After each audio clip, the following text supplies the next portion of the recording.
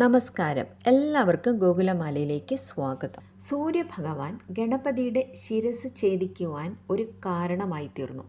എങ്ങനെയാണെന്നല്ലേ? ബ്രഹ്മവൈവർത്ത പുരാണമനുസരിച്ച് മാലിയും സുമാലിയും, അതായത് ഇവർ രണ്ടുപേരും അസുരന്മാരാണ്. രാവണൻ്റെ മുത്തച്ഛനായിട്ട് വരും സുമാലി. കഠിനമായ ശരീരവേദന അനുഭവിക്കുന്നവരായിരുന്നു മാലിയും സുമാലിയും. അതിന് കാരണം സൂര്യദേവനോടുള്ള അവരുടെ അവഗണനയായിരുന്നു. അതുകൊണ്ട് തന്നെ അവർക്ക് അതിൽ നിന്ന് മുക്തി നേടാനൊട്ട് കഴിഞ്ഞതുമില്ല. ഇരുവരും ഭഗവാൻ ശിവനെ അഭയം പ്രാപിക്കാൻ തീരുമാനിച്ചു.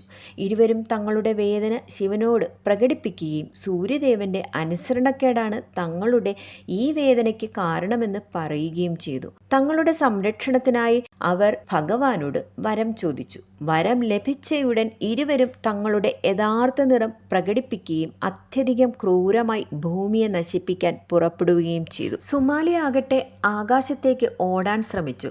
അപ്പോൾ സൂര്യഭഗവാൻ അവൻ്റെ വഴി തടഞ്ഞു.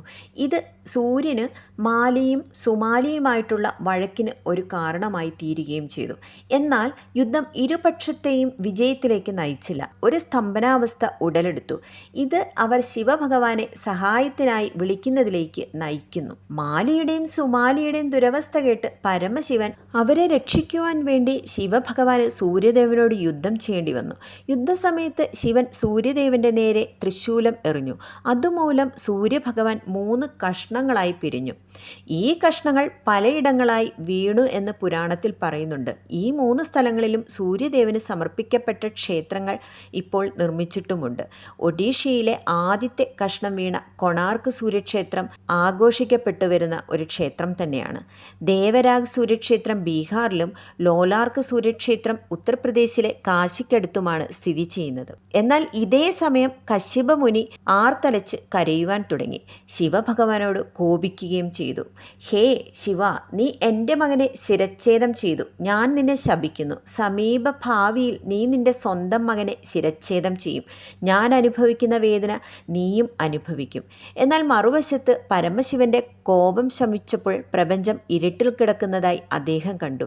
പിന്നെ അദ്ദേഹം സൂര്യദേവന് ജീവൻ നൽകുകയും ബോധം വീണ്ടെടുത്ത സൂര്യദേവൻ അച്ഛൻ്റെ ശാപത്തെക്കുറിച്ച് അറിയുകയും ചെയ്തു. അവർ വളരെ ദുഃഖിതരായി.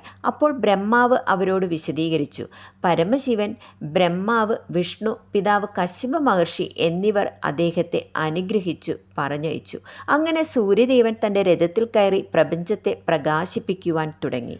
ഒപ്പം തന്നെ ബ്രഹ്മാവ് മാലി സുമാലി എന്നീ രാക്ഷസന്മാർക്ക് അവരുടെ കഷ്ടപ്പാടുകളിൽ നിന്ന് മോചനം കണ്ടെത്താൻ സൂര്യദേവനെ ആരാധിക്കേണ്ടതിൻ്റെ പ്രാധാന്യം വിശദീകരിച്ചു. ഇരുവരും എല്ലാ ആചാരങ്ങളും അനുസരിച്ച് സൂര്യദേവനെ ആരാധിക്കാൻ തുടങ്ങി. അതിനാൽ സൂര്യദേവൻ പ്രീതിപ്പെടുകയും ഇരുവരുടെയും രോഗങ്ങളിൽ നിന്നും ശരീരവേദനകളിൽ നിന്നും കഷ്ടപ്പാടിൽ നിന്നും അവരെ മോചിപ്പിക്കുകയും ചെയ്തു. എന്നാൽ അന്നു മുതൽ ശിവനെ സൂര്യൻ്റെ കർത്താവെന്നും വിളിക്കപ്പെട്ടു തുടങ്ങി. കുറച്ച് വർഷങ്ങൾക്ക് ശേഷം കശ്യപ മുനിയുടെ ശാപം സത്യമാവുകയും ശിവഭഗവാൻ തൻ്റെ സ്വന്തം പുത്രനായ ഗണേശനെ ശിരച്ഛേദം ചെയ്യുകയും ചെയ്തു. ഇതാണ് ഞാൻ ആദ്യം പറഞ്ഞത്, സൂര്യഭഗവാൻ ഗണപതിയുടെ ശിരസ് ഛേദിക്കുന്നതിന് ഒരു കാരണമായി തീർന്നു എന്നത്.